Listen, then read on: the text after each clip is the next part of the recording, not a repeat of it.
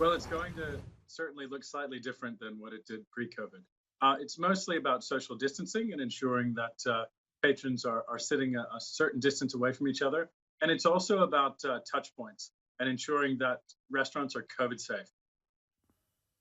Okay, so if National Cabinet does decide to open up cafes and restaurants now, are you confident that your members can actually run a viable business with obviously less dining in customers?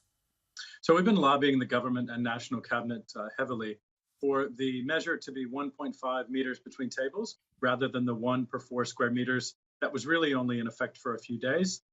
Hopefully they will listen, and we will have 50 to 60% capacity in restaurants, cafes, caterers, and coffee shops, which with the businesses that have pivoted and added takeaway and self-delivery and app delivery and grocery and other sales channels, they should be able to make it with the JobKeeper and the BAS top-ups and the mandatory landlord code of conduct until domestic borders reopen and international travel returns. Well, that could be months, if not years away.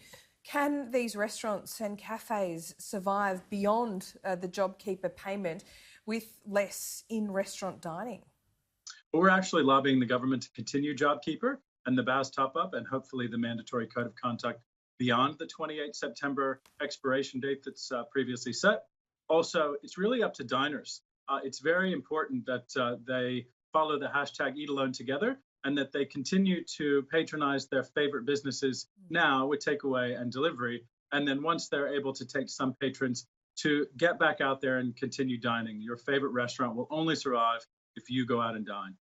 Now, it's not legal for restaurants to force customers to download the COVID-19 app in order to get access to any restaurants or cafes. But what's the feedback from some of your members? Are they comfortable with, spruiking this and encouraging strongly that customers should download the app? Ultimately, the federal government and the state premiers have said that the best measure is, the best practice is downloading the COVID Safe app. And certainly it is the best way to track and trace.